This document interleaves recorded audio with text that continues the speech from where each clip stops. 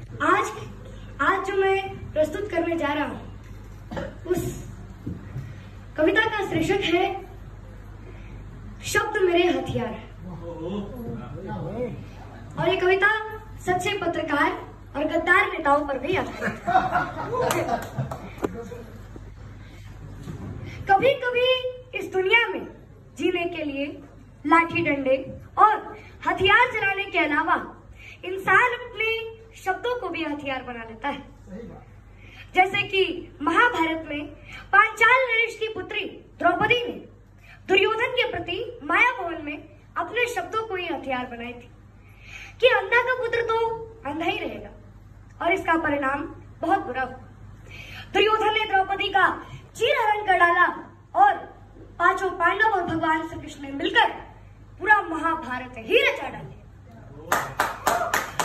आइए अब प्रस्तुत है कि शब्द मेरे हथियार है।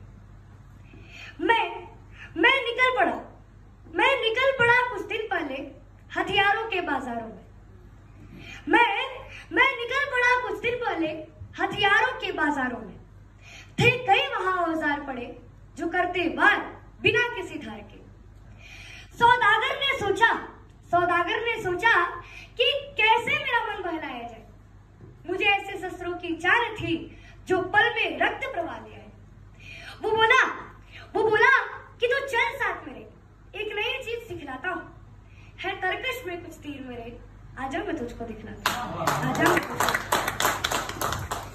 ये है मरहम, अभिमान तेरा यही है, तेरा आत्मसम्मान भी यही है। द्रौपदी ने जिसने दुर्योधन का किया वह अपमान भी यही है। उन बिखरे शब्दों का निशान कागज पर थोड़ा गाढ़ा था। उन बिखरे शब्दों का निशान कागज पर थोड़ा गाढ़ा था, और इन्हीं शब्दों के आगे तो सम्राट अशोक भी हारा था। मैंने सोचा कुछ देर तक और मन में यह निश्चय कर डाला कि कुछ शब्दों और कागज कलम का क्रय विक्रय कर डाला। मैंने पाया इसके आगे तलवारें भी बेकार हैं। मैंने पाया इसके आगे तलवारें भी बेकार हैं, और हथियारों की तो बात ही अलग थी। और हथियारों की तो बात ही अलग थी कि शब्द मेरे हथियार हैं, कि शब्द मेरे फिर घर आकर मैंने लिखा हर कोने में सड़कें बनती थी और कुछ पगडंडियां काले कोयले में जलती थी। मैंने देखी वो फटी एड़ियां जो कि मरहम को मोहताज थी, फिर भी कीचड़ में सनी हुई वो छिपा रही कई राज थी।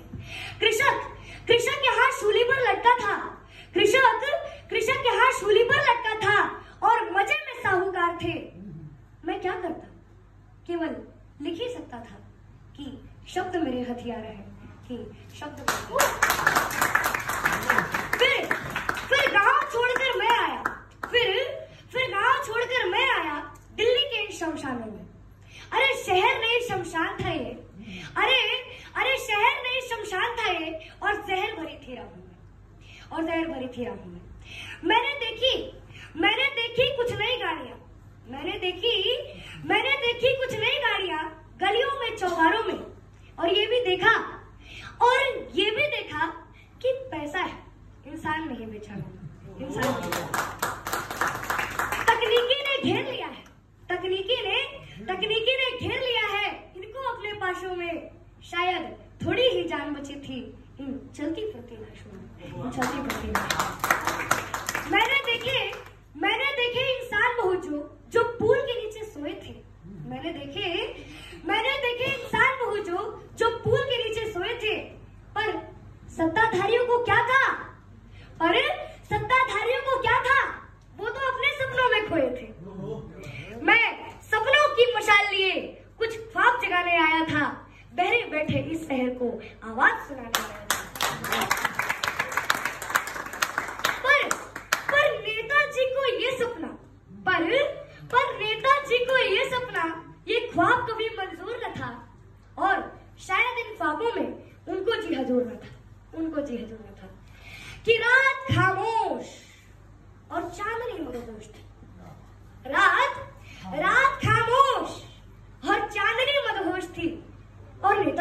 और उनकी नींद तो किसी महबूबा के बाहों में बेहोश थी। हवाएं चल रही थी, हवाओं में साजिशें पल रही थी, पर तभी दरवाजे पर एक दस्तक हुई और वे साए अंदर दाखिल हुए।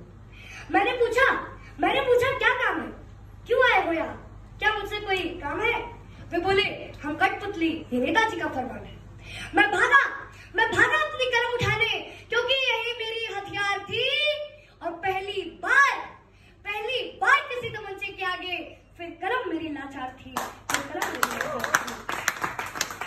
मुझे मालूम था कि लाश मेरी किसी दिन किसी नाले में मिल जाएगी, पर नेताजी की यही थी मर्जी। पर नेताजी की यही थी मर्जी, फिर पुलिस भी क्या कर पाएगी? लेकिन फिक्र तुम बिल्कुल भी मत करना, इस दुनिया के हालातों का। बारिश हर वक्त नहीं आती, वो आती है तब जब मौसम हो बरसातों का। अरे तुम भी लिखना इन नेताओं पे, अरे क्यों कातिल ये नेता गद्दार है? हर इन गद्दारों से क्या डरना, जब शब्द तेरे हथियार है और जब शब्द मेरे हथियार है। जय हिंद, जय भारत, वंदे मातरम।